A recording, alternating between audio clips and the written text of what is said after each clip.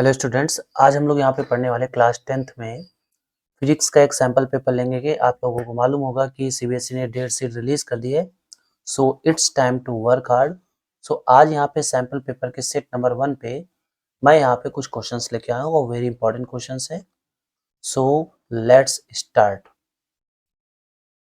देखिए, पहला क्वेश्चन है कि at the time of short circuit the electric current in the circuit. देखिए, जब भी शॉर्ट सर्किट होता है, बेसिकली शॉर्ट सर्किट होता कैसे है। सपोज दैट ये लाइव वायर है और उसके बाद ये मान लिया न्यूट्रल वायर है। तो होता क्या है इनमें कि जब भी कभी करंट ज़्यादा अमाउंट में फ्लो होता है तो ये हॉट वायर यानी लाइव वायर और न्यूट्रल वायर दोनों आपस में कनेक्ट हो जाते हैं, तो उस केस में होता है शॉर्ट सर्किट। अब इसमें बेसिकली होता क्या है कि बहुत ज़्यादा अमाउंट में, in a very large amount, current flow होना शुरू हो जाती है। तो हम यहाँ पे हमारा ऑप्शन हो जाएगा option number D, increases heavily, यानी करंट तेजी से फ्लो होने लगती है। तो चाहे बात शॉर्ट सर्किट की हो या फिर ओवरलोड की हो। ओवरलोड क्या होता है?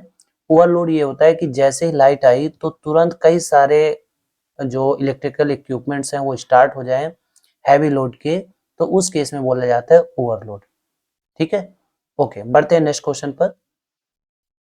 अगला क्वेश्चन कहा गया कि if the key in the arrangement taken out, अगर हम यहाँ से की को हटा दें तो उस केस में दैट मीन सर्किट को क्या कर दिया जाए, ओपन कर दिया जाए। तो magnetic field lines are drawn over horizontal plane A B C D. उसके बाद हम यहाँ पे मैग्नेटिक फील्ड लाइंस ड्रॉ करें तो लाइंस कैसी होंगी। तो देखिए, समझिएगा ध्यान से, अगर हम इस की को ओपन कर देंगे तो बताइए इसमें कोई भी करंट फ्लो नहीं होगी। क्यों? क्योंकि की ओपन हो चुकी है, तो यहाँ पे इस वायर की वजह से कोई भी करंट फ्लो नहीं होगी। इन दैट केस केवल जो अर्थ मैग्नेटिक फील्ड है, अर्थ मैग्नेटिक फील्ड है, वही यहाँ पे वर्क करेगा। तो इसका आंसर हो जाएगा option number C, straight lines parallel to each other, जो कि होगा अर्थ मैग्नेटिक फील्ड की वजह से। अब यहाँ पे बढ़ते हैं नेक्स्ट क्वेश्चन पर। अगला क्वेश्चन कहा गया है कि एक स्टूडेंट कैरी आउट कर रहा है एक एक्सपेरिमेंट जिसका वी आई ग्राफ यहाँ पे दिया हुआ है, ये आई है और ये वी है। कह रहे हैं कि इनमें से कौन सा स्टेटमेंट सही होगा। तो देखिए, अगर आपने ध्यान दिया हो तो वी आई ग्राफ में जो भी ग्राफ क्लोज टू वी, जो वी के ज्यादा नजदीक होता है, इज ग्रेटर, वो क्या होता है, ज्यादा होता है। अगर हम यहाँ बात करें तो R3 जो है वो V के ज्यादा करीब है। इसका मतलब ये हुआ कि R3 is greater than R2 is greater than R1। तो यहाँ पे हमारा आंसर आ जाएगा ऑप्शन नंबर सी, ये हमारा करेक्ट आंसर होगा। ठीक है, बढ़ते हैं नेक्स्ट क्वेश्चन पर। अगला क्वेश्चन कह रहा है कि which are the following statement is not correct about the magnetic field. कह रहे हैं मैग्नेटिक फील्ड में कौन सी चीजें करेक्ट नहीं है। तो देखिए, मैग्नेटिक फील्ड बताने से पहले समझिएगा ध्यान से। सपोज दैट हमने मान लिया कि ये एक मैग्नेटिक बार मैग्नेट है जिसका ये नॉर्थ है और ये साउथ है। तो बार मैग्नेट में होता क्या है, पहली चीज तो यहाँ पे मैग्नेटिक फील्ड काफी स्ट्रांग होता है पोल्स में। दूसरी चीज कि मैग्नेटिक फील्ड नॉर्थ से शुरू होकर साउथ पे इस तरीके से टर्मिनेट होती है। ठीक है, इस तरीके से यहाँ पे टर्मिनेट हो जाती है। एंड मोस्ट इंपॉर्टेंट थिंग कि ये एक दूसरे को कट नहीं करती। तो इस तरीके से नॉर्थ से साउथ की तरफ मैग्नेटिक फील्ड लाइंस ड्रॉ होती हैं। उसके बाद वो इंटरसेक्ट नहीं करती। और हाँ, यहाँ पे बात करें मैग्नेटिक फील्ड की डायरेक्शन की, तो मैग्नेटिक फील्ड की डायरेक्शन नॉर्थ से साउथ की तरफ होती है outside, and south to north होता है इनसाइड। यानी अगर हम बात करें कि मैग्नेट के अंदर मैग्नेटिक फील्ड लाइंस की डायरेक्शन क्या होती है, तो उस केस में होती है नॉर्थ से साउथ से नॉर्थ की तरफ, इनसाइड द मैग्नेटिक फील्ड। तो अब चलिए क्वेश्चन कर पढ़ते हैं। Magnetic field lines form close and continuous कर, बिल्कुल सही है। देखिए, क्लोज और कॉन्टिन्यूस होती है। Magnetic field line do not intersect each other, बिल्कुल सही है। Direction of tangent at any point on the magnetic field lines curve gives the direction of magnetic field at that point, ये भी देखिए सही कहा गया है। अगर यहाँ पे मान लीजिए किसी पॉइंट पर, ठीक है, यहाँ पे किसी पॉइंट पर अगर हम यहाँ पे कोई टेंजेंट बना रहे हैं तो बेसिकली वो उस पॉइंट पर मैग्नेटिक फील्ड की डायरेक्शन को शो करता है। और फिर कह रहे हैं outside the magnet magnetic field lines goes from south to north. देखिए, यही बात गलत कही गई है। अगर यहाँ पे बात इन साइड की होती तो फिर भी ये सही होता, बट यहाँ पर ये सही नहीं है, तो हमारा ऑप्शन हो जाएगा option number D is the correct option. अगले क्वेश्चन पे बढ़ते हैं, देखिए क्या कहा गया है। Magnetic field produced by current carrying solenoid is independent of its length and cross sectional area. तो देखिए अगर पढ़ा हो तो magnetic field due to solenoid जो है ये बी प्रोपोर्शनल टू आई होता है और बी प्रोपोर्शनल टू एन होता है, वेयर एन क्या होता है, तो n is the number of turns per unit length, ठीक है, ये होता है। तो इसके हिसाब से यानी हम कह सकते हैं कि जो बी है वो आई पे डिपेंड करे और एन पे डिपेंड करे, यहाँ कहीं भी एल या फिर क्रॉस सेक्शनल एरिया का जिक्र नहीं है। दैट मीन्स एसर्शन यहाँ पे बिल्कुल सही कहा गया है, एसर्शन करेक्ट है, ठीक है। और रीजन में क्या कहा गया है, रीजन में कहा गया है the magnetic field inside the solid is uniform, बिल्कुल सही है। देखिए बार मैग्नेट जो है, सपोज दैट यहाँ पे हमने बार मैग्नेट बनाया और उसके बाद यहाँ पे एक हमने सोलेनॉइड भी बना दिया, तो सोलेनॉइड और बार मैग्नेट में क्या बेसिक अंतर है वो समझिएगा। सोलेनॉइड में क्या होता है कि यहाँ पे पावर बहुत ज्यादा होती है पोल्स में, बट यहाँ पे क्या होता है कि जो मैग्नेटिक फील्ड है इनसाइड द सोलेनॉइड वो यूनिफॉर्म होता है। इसका मतलब रीजन भी सही है, बट ये इसका एक्सप्लेनेशन नहीं होगा, क्यों, क्योंकि रीजन में ये नहीं बताया गया है कि वो लेंथ और क्रॉस सेक्शनल एरिया पे क्यों डिपेंड नहीं करता है। तो इसका मतलब यहाँ पे हमारा ऑप्शन सही होगा, option number B, assertion and reason are true but reason is not correct explanation। बढ़ते हैं नेक्स्ट क्वेश्चन पर।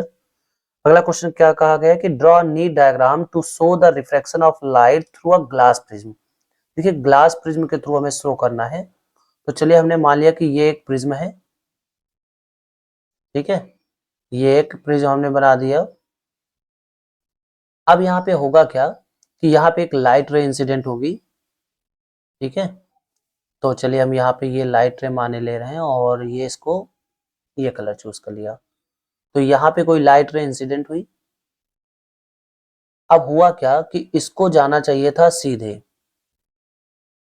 ठीक है, इसको जाना चाहिए था बिल्कुल सीधे, लेकिन होगा क्या, क्योंकि यहाँ पे इसका मीडियम बदल रहा है, तो ये क्या करेगा, ये अपने पथ से डेविएट हो जाएगा, अपने पथ से डेविएट हो जाएगा। उसके बाद फिर बताइए इसको यहाँ पे सीधा जाना चाहिए था, बट अब क्या होगा, फिर से ये अपने पथ से डेविएट हो जाएगा, इस तरीके से यहाँ पे जाएगा, ठीक है, यहां से इस तरीके से जाएगा। सो फाइनली हुआ क्या था, इधर से लाइट आई, इधर मुड़ी और इधर चली गई। तो यहाँ पे जब हम लोग नॉर्मल ड्रॉ करेंगे, ठीक है, चलिए नॉर्मल ड्रॉ कर लेते हैं, तो ये जो होगा ये नॉर्मल होगा सरफेस के परपेंडिकुलर, और यहाँ पे ये नॉर्मल होगा सरफेस के परपेंडिकुलर, ठीक है। तो अब यहाँ पे समझिएगा, देखिए यहाँ पे ये जो एंगल होगा इसको बोलेंगे एंगल ऑफ इंसिडेंस, ये वाला जो एंगल होगा इसको बोलेंगे angle of emergence, that is E. और जब हम इसको आगे थोड़ा बढ़ा देंगे, यहाँ पे ऐसे बढ़ा देंगे, तो यहाँ पे ये वाला जो एंगल बन रहा है, ठीक है, यहाँ पे ये वाला जो एंगल बना है, this angle is angle of deviation. इस तरीके से आप यहाँ पे डायग्राम बना सकते हैं, ठीक है। और उसके बाद देखिए ये भी कहा गया level on it the angle of incidence and angle of deviation, तो ये एंगल ऑफ इंसिडेंस है और ये एंगल ऑफ डेविएशन है जो ये यहाँ पे बना हुआ है यहाँ पर, ठीक है। आगे देखो लिखा हुआ है what is scattering of light, explain with the help of an example. तो देखिए जो स्कैटरिंग के एग्जांपल हैं, स्कैटरिंग के एग्जांपल है, इसके एग्जांपल बहुत सारे हैं, जैसे कि जो सन का कलर है सनसेट और सनराइज के टाइम पे वो रेडिश होता है। उसके बाद जो स्काई होता है ये कैसा होता है, ब्लू होता है। डेंजर सिग्नल जो है, डेंजर सिग्नल ये कैसे होते हैं, रेड कलर के होते हैं। तो ये सब किस वजह से होता है, स्कैटरिंग की वजह से इनको चूज किया जाता है। बेसिकली स्कैटरिंग होता क्या है, तो जैसे मान लीजिए कि यहाँ पे कोई पार्टिकल है, एट कोई भी किसी भी मीडियम का पार्टिकल है, तो यहाँ पे लाइट आती है, इस पार्टिकल ऑफ मीडियम के थ्रू एब्जॉर्ब होती है, उसके बाद फिर हर एक डायरेक्शन में री रेडिएट होती है, ठीक है। हर एक डायरेक्शन में री रेडिएट होती है। तो अब यहाँ पे हम बात करें कि किस कलर का जो स्कैटरिंग है वो सबसे ज्यादा होता है, तो वो होता है वायलेट कलर का। वायलेट कलर की स्कैटरिंग सबसे ज्यादा होती है, जबकि रेड कलर की जो स्कैटरिंग है वो मिनिमम होती है। इसलिए यहाँ पे हमें सनसेट और सनराइज के टाइम पे रेडिश दिखाई देता है, डेंजर सिग्नल को रेड रखा जाता है, ये सारी चीजें। सो बढ़ते हैं नेक्स्ट क्वेश्चन पर। अगला क्वेश्चन कह रहे हैं कि मंजू यूजेस कॉनकेव मिरर, ठीक है, for image formation different position of object, what interference can be drawn in the following when the object is placed at a distance of 10 centimetre. देखिए object को कहाँ रखा गया है, 10 सेंटीमीटर पे रखा गया है, from the pole of a concave mirror of focal length 15 centimetre. अब समझिएगा ध्यान से, यहाँ पे ऑब्जेक्ट को रखा गया है 10 सेंटीमीटर की दूरी पर, और इसको कहाँ पे फोकल लेंथ क्या है, तो वो है माइनस का 15। अब अगर आपको याद हो तो ये जो कंडीशन है ये बन रही है एफ और पी के बीच की। सो इन दैट केस जो इमेज है वो इरेक्ट बनती है, वर्चुअल बनती है, एंड बिहाइंड द मिरर बनती है, behind the mirror and large. कैसी बनती है, लार्ज बनती है। तो सबसे पहले बात करते हैं पोजीशन की। तो पोजीशन के लिए हम लोग यहाँ पे मिरर फार्मूला लगा देंगे। मिरर फार्मूला क्या होगा, 1/f equal to 1/v plus 1/u। तो यहां से आ जाएगा 1/f मीन्स कितना आ जाएगा, तो 1/f मीन्स हो जाएगा माइनस का 15 इक्वल टू 1/v, और यहाँ पे आ जाएगा माइनस का 1/10। तो यहां से आ जाएगा 1/v इक्वल टू 1/10 माइनस 1/15, और एलसीएम लेंगे तो 30 एलसीएम आ जाएगा, तो यहाँ आ गया 3 - 2, तो v इक्वल टू कितना आ जाएगा 30 सेंटीमीटर। तो यहाँ पॉजिटिव साइन डिनोट कर रहा है कि ये मिरर के यानी पोल के राइट साइड पे फॉर्म होगा। बात करते हैं साइज की। तो अभी हमने आपको बताया साइज कैसा बनेगा, लार्ज बनेगा। नेचर की बात करें तो वर्चुअल इरेक्ट, वर्चुअल और इरेक्ट बनेगा। फिर आगे इन्होंने कहा है draw the level diagram to justify your interference. एक लेवल डायग्राम भी बनाना है। तो उसके लिए हम लोग क्या करेंगे, सबसे पहले यहाँ पे एक कॉनकेव मिरर फॉर्म करेंगे, ठीक है। उसके बाद फिर यहाँ पे करेंगे क्या, एक principal axis, this principal axis denote किया, और यहाँ पे हम लोग एक ऑब्जेक्ट कंसिडर कर लेंगे। मान लीजिए ये ऑब्जेक्ट है, तो होगा क्या कि ऑब्जेक्ट से एक लाइट रे बिल्कुल पैरेलल जाएगी, ठीक है। जो पैरेलल जाएगी वो कहां से होके जाएगी, वो फोकस से होके जाएगी। सपोज दैट क्योंकि फोकस के अंदर ही है, ठीक है, तो इसको मैं थोड़ा सा सही बना दूं। देखिए मान लीजिए ये फोकस है, दिस इज फोकस, ठीक है, और यहाँ पे इस ऑब्जेक्ट को रखा गया है दिस प्लेस, ठीक है। तो सबसे पहला काम क्या होगा कि यहाँ पे एक तो पहले यहां से जाएगी इस तरीके से फोकस से, इस तरीके से फोकस से जाएगी, कौन सी, जो पैरेलल जाएगी, ठीक है। इसको एक लाइन यहां से पैरेलल जाएगी, जो पैरेलल जाएगी वो कहां से जाएगी, वो फोकस से होके जाएगी, ठीक है। ये फोकस से होके गई, और एक जाएगी सी से। सी मान लीजिए जैसे यहाँ पे ये है सी, यहाँ पे है सी, तो एक जो लाइट रे है वो सी से होके जाएगी दिस वे, ठीक है, ये सी से होके जाएगी। तो जब हम दोनों को आगे बढ़ा देंगे, ठीक है, यहाँ पे ये दोनों है, और उसके बाद जब हम इसको हम आगे ऐसे बढ़ा देंगे और इसको भी आगे बढ़ा देंगे, तो यहाँ पे इसकी फाइनल इमेज बन जाएगी, ठीक है। ये इसका प्रिंसिपल एक्सिस हमने आगे बढ़ा दिया, तो यहाँ पे इसकी ये फाइनल इमेज बनेगी दिस वे। तो ये इसकी वर्चुअल इरेक्ट और लार्ज इमेज यहाँ पे बन जाती है। सो बढ़ते हैं नेक्स्ट क्वेश्चन पर। अगला क्वेश्चन क्या है, define the optical centre in spherical lens. तो देखिए इसमें होता क्या है, ऑप्टिकल सेंटर बेसिकली होता क्या है, सपोज दैट मान लीजिए कि ये लेंस है। अब इस लेंस का मान लीजिए ये प्रिंसिपल एक्सिस है, तो the middle point of a lens lies on the principal axis through which light does not deviate when passed through the optical center। मतलब जब लाइट ऑप्टिकल सेंटर में से पास होती है तो बिना डेविएट हुए सीधे निकल जाती है, तो उस पॉइंट को हम बोलते हैं optical centre, that is O. You are given a convex lens. Next question है, you are given a convex lens of focal length 30 centimeter. Where would an object be placed to get real inverted and highly enlarged object? देखिए कह रहे हैं highly enlarge object और कह रहे हैं draw a रे डायग्राम। देखिए रे डायग्राम सीखना बहुत ज्यादा जरूरी है, इसके लिए प्रॉपर वीडियो बनाया गया है, तो वो भी आप देख सकते हो। तो कुल मिलाकर के हमें यहाँ पे हाईली इनलार्ज इमेज बनानी है, तो उसके लिए यहाँ पे हमें फोकस पर रखना होता है। क्यों? क्योंकि अगर ऑब्जेक्ट फोकस पर होता है तो उस केस में रियल इमेज बनती है, इन्वर्टेड बनती है, ठीक है, एक्सट्रीमली या वेरी लार्ज बनता है। इमेज कैसी बनती है? Very large. और कहाँ बनता है? इनफाइनाइट पे बनता है, ठीक है। ओके, अब बढ़ते हैं नेक्स्ट क्वेश्चन पर।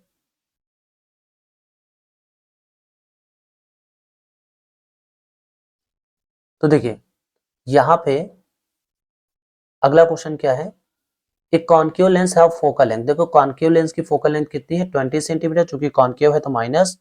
At what distance should be object be placed, यानी u इक्वल टू हमें बताना है। So it forms image 15 centimetre away from the lens, ताकि जो इमेज बने v वो कितना बने? 15 सेंटीमीटर। अब यहाँ पे ध्यान से समझिएगा, 15 सेंटीमीटर प्लस का कि माइनस का? तो देखिए यहाँ पे है कॉन्वेक्स लेंस, और कॉन्वेक्स लेंस हमेशा लेफ्ट साइड इमेज बनाता है, तो यहाँ होगा माइनस। अब हम लोग फार्मूला रख लेंगे by lens formula 1/f equal to 1/v minus 1/u। तो यहाँ से 1/u इक्वल टू आ जाएगा 1/v माइनस 1/f। अब यहाँ पे हम लोग सारी वैल्यू पुट करेंगे, 1/15 माइनस माइनस हो जाएगा प्लस 1/20। सो यहाँ पे एलसीएम कितना हो जाएगा? 60। सो -4 + 3, दैट मीन्स यहाँ से u इक्वल टू जो आएगा वो आएगा 60 माइनस का 60 सेंटीमीटर। तो ये हो जाएगा हमारा आंसर।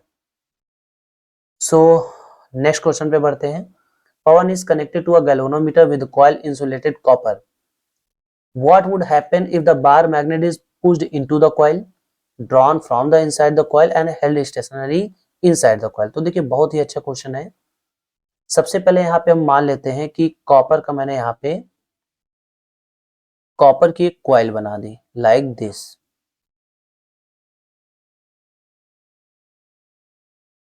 और इसको हमने एक गैल्वेनोमीटर से अटैच कर दिया। गैल्वेनोमीटर बेसिकली क्या होता है? एक डिवाइस होता है जो करंट के प्रेजेंस को डिटेक्ट करता है कि करंट फ्लो हो रही है कि नहीं हो रही है। अब देखिए इसमें करना क्या है, इसमें करना यह है कि हमें एक बार मैग्नेट जो है, सपोज दैट मान लीजिए ये एक बार मैग्नेट है जिसका ये पोर्शन नॉर्थ है और ये पोर्शन साउथ है।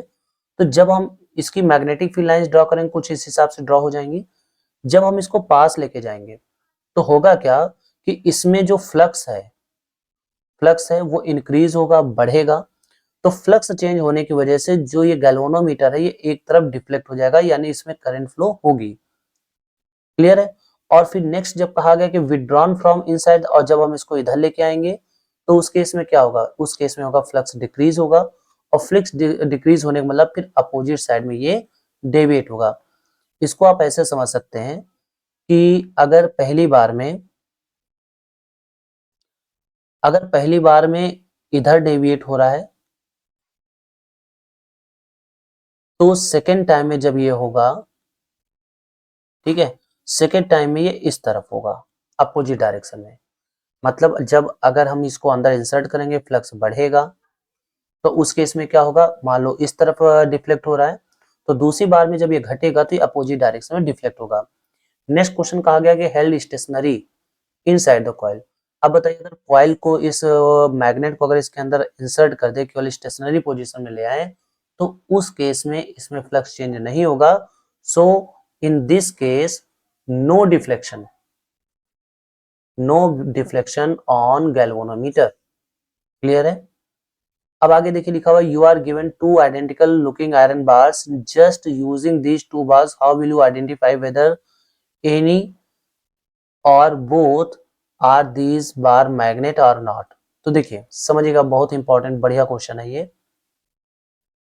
क्या कहा गया है, कह रहे हैं आपको दो मैग्नेट दिए गए हैं, ठीक है। मान लीजिए यहाँ पे दो मैग्नेट है, एक मैग्नेट ये है, ठीक है, और दूसरा मैग्नेट ये है।